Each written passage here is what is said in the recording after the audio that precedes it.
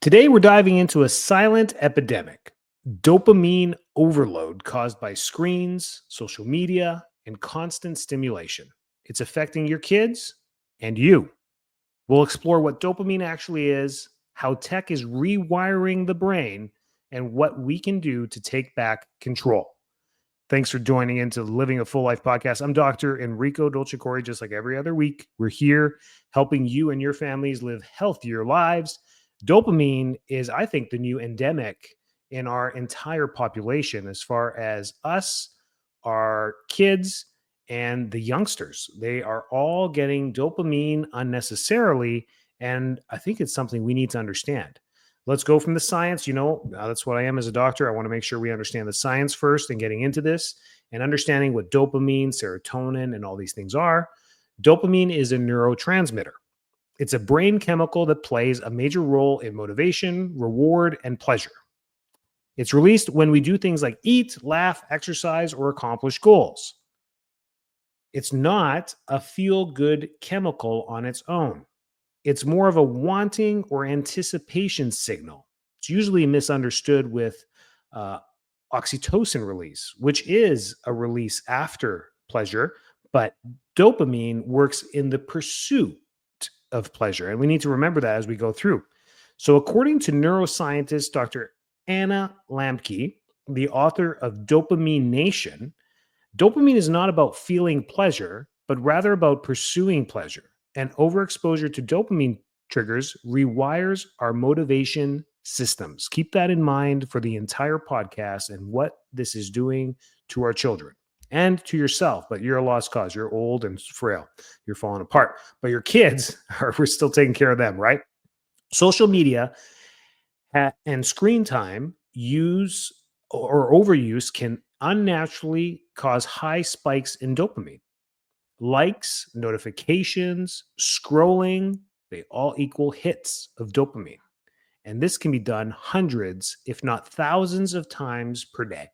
You really have to put that into perspective of pre-screen and tech times. Let's go back to the 1970s to now. And what that has done to the brains of humans across all industrialized nations. This leads to dopamine desensitization. And I think that's where we're at right now as a society. Is we have desensitized dopamine brains. The brain starts requiring more stimulation for the same effect. Pursue, willingness are all being hit and require more fuel, more dopamine to make more people more pursuit their goals and hit more of their willfulness or have will to work, play, achieve, whatever it may be. A 2018 study published in Neuroregulation found that excessive screen time affects the dopaminergic system, impairing impulse control and attention, especially in adolescence. A surprising stat is that teens who spend more than 3 hours a day on social media are twice as likely to experience mental health issues like depression and anxiety. 8 out of 10 students, 8 out of 10 teens spend more than 3 hours a day on social media. So we are running into an endemic. It's an epidemic, I think, but endemic for sure. It's an endemic in our society where we have behavioral issues. This is probably the number one thing we run into from between the 4 years of age to 16 years of age category, our children to teenage years, is behavior. Parents coming in saying, hey, we've got some behavioral stuff. We heard chiropractic and neurology can help, neurology therapy can help with this. And really, as doctors, we're battling this dopamine influx in this dopamine society that we're in. So behavioral issues are typically in this category: irritability, impatience, and inability to focus. If this feels like you as an adult, this could be because of the same thing. You got 25 tabs open on your internet. You got your cell phone, your tablet, and your laptop all in front of you. You're just getting hit from all different directions at all the time. And what ends up happening is we struggle with boredom or simple tasks because normal life feels dull without the dopamine spikes.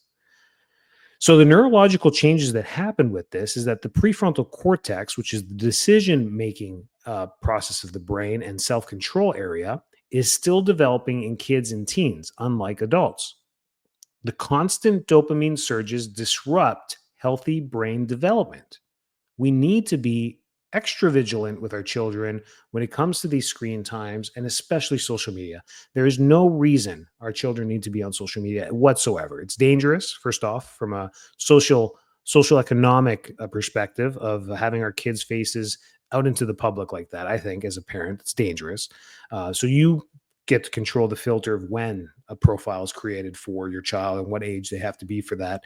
I recommend the older the better. And then also the brain dangers that happen with this, with the child using social media early and then starting to get the comparison things and all the things that happen with social media. So the dopamine is the focus here. Research from Nature Communications in 2016 showed that chronic overexposure to digital stimuli alters brain circuits in ways similar to drug addiction, especially in young users. It's equivalent to drugs. And we know sugar does the same thing. Sugar is a drug. It's the same things as heroin, cocaine. I mean, this is serious. We have to sit here, and you would never let your 9-year-old do cocaine. The dopamine hit that they're getting from social media is equivalent. Just being real here. Adults face the same things. We're not immune to this. Doom scrolling, TikTok addiction, and the need to check it constantly are real issues. Have you ever picked up your phone to do something productive, like make a phone call or check your email, but instead you click the social media button instead, and you're like, why? How did I end up here? I was going to do something else. Why do we always default to the social media button? Or whatever it is, Instagram, Facebook, TikTok, LinkedIn, whatever it is, why do we default on pushing that button? That button is pushed more than any other app button on your phone by tenfold. So every time you push the email button or make a phone call button, your social applications are tapped on 10 times more at least than those functional apps or functionality of your phone, which is to make a phone call or to require or to receive a text. So we have to be pragmatic about this and understand that we are as guilty as charged on this, and these habits can pass down to our kids. And I'm saying this as a parent myself, guilty as charged. I'm on my phone in front of my children, and I'm setting up bad examples.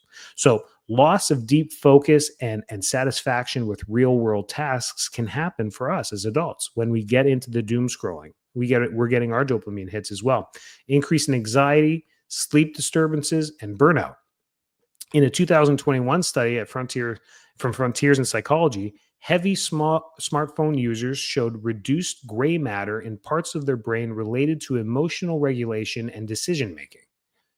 We're becoming more emotionally intolerant, and it makes us a little bit more sad. It makes us a little bit less empathetic to others over time. We're cultivating a society that it doesn't look good in the long run as far as human to human nurturing processes. So what can we do about this for us and our kids? I mean, let's get real here. What are some things we need to do actively starting now to really do this?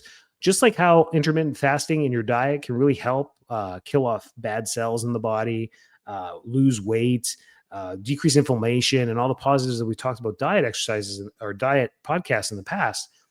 Talk about dopamine fasting for a second and giving your brain a reset. Take a break from all digital stimulation, 24 hours or even 4 to 6 hours daily. A 24-hour break can be set for a Saturday or a Sunday where you just do not go onto social media. That is just fantastic for your brain. Or even a 4 to 6 hour period during the waking hours of the day to not go on this. Maybe just skipping the morning, saying I'm not going on any social media until after I eat lunch. That could be a great thing where we have these breaks of the dopamine hits.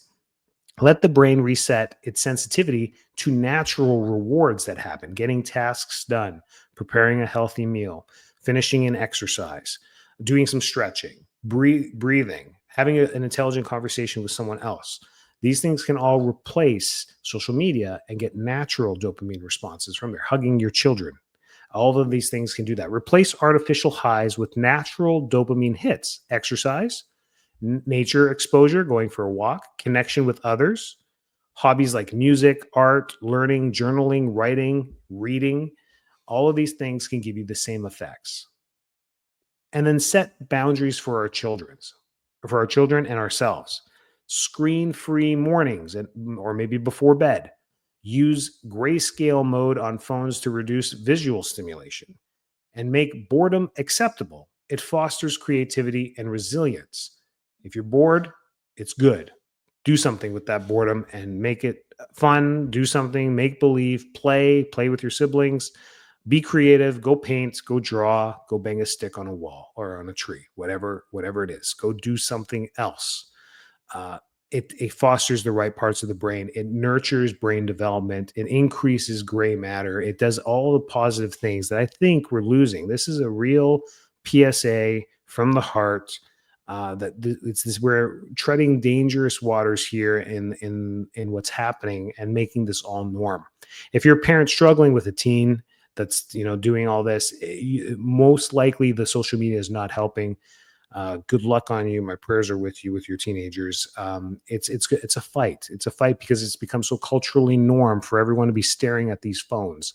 It's trouble, but you can be the one that makes the change, and it takes a village. So surround yourself with people who also agree with you on this, because it creates a little community of acceptance that, hey, we don't play on our phones. We just don't do that, and then you create new norms for your children, which is really important.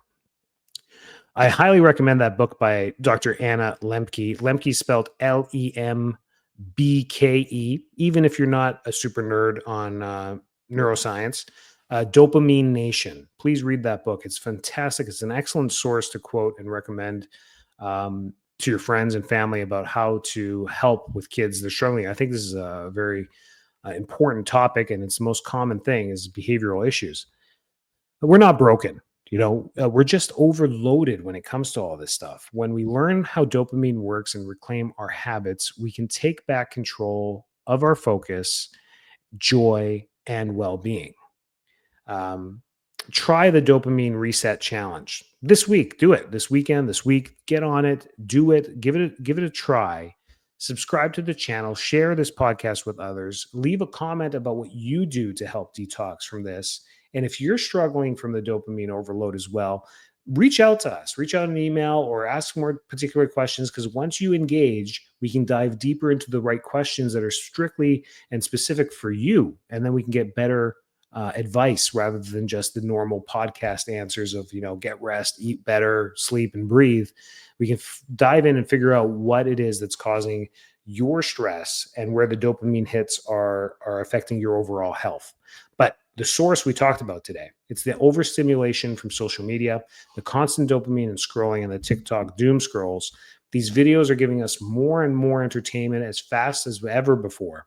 And our brains just eat it all up and don't want to put the phones down. And that's a natural response. And if you're at that point where you do tap those social media icons more than anything else, you're probably in the whole dopamine flush as well. So many of us are guilty of it. Join the team. Let's work together to be healthier. Let's help these kids live healthier and have their brain development go. No phones in our house yet, but our oldest is 10, and I don't know what the rule is. The more knowledge is power. The more you learn, it's like, I don't think you're ever going to have a phone. But good luck. That's a dad talking right there. But you're never going to have a boyfriend either. But and the things that you say, never say never. But we're just going to try and push that as long as we possibly can. So we nurture that. We create a village for ourselves. We, some of you homeschool, some of you go to schools. We pick the schools that are congruent with this. We put our kids in environments that the teachers, the principal, the authority there are all on the same page, saying absolutely no phones are allowed in this school. I'm like, great, that's a school we'll listen to. Things like that. You may have to make certain changes like that to put them in safer environments. There's no reason for a fifth grader to be scrolling on a phone at all, ever. That's not judgment. That's advice. So use it as you like. We're here for you. Stay well, stay healthy, take care of your beautiful kids, and have a wonderful week.